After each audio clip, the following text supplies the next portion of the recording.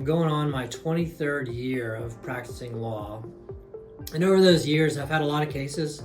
We've had a lot of trials, a lot of interesting trials. But one case that sort of sticks out in my mind, and not because it was the biggest verdict that we ever got, but it was just a very interesting case that had a lot to it. This case coincidentally tried the week before COVID hit. So it was March of 2020. As the world was about to shut down, we were up in Whitfield County trying a case. And what happened in this case is we represented a young girl. She was about 22 years old, and she was driving. And as she was driving in Smyrna, somebody made a U-turn in front of her.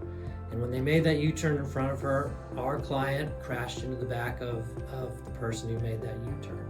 So initially it looked like maybe this is a rear-end collision and it was the fault of our client.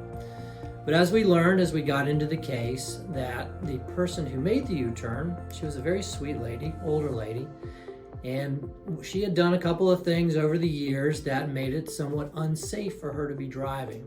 For example, she didn't change the prescription in her glasses. She couldn't see very well.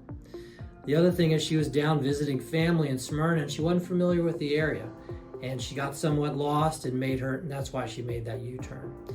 So here we are. We have an injured young lady, our client. She ended up having a bad cut on her lip that left a scar. And we were not able to get the case resolved in a settlement. So we were forced to try the case in Whitfield County. And the lady who caused the wreck, the sweet old lady, just so happened that made her even more of an endearing person, is that she had just recently lost her longtime husband. So she was a recent widow. And it just so happened that her husband was the local family doctor up in Whitfield County. So he was beloved by the community. And we find ourselves, we are from here in Woodstock in Cobb County, find ourselves up in Whitfield County trying a case against a sweet old grandma who just lost her husband, who just happened to be the family doctor of the community. And we are faced with those challenges. And what we did is we tried the case. We were honest. We told them exactly what happened. We told them how this affected our client. We told them what this lady did wrong, because she did do something wrong.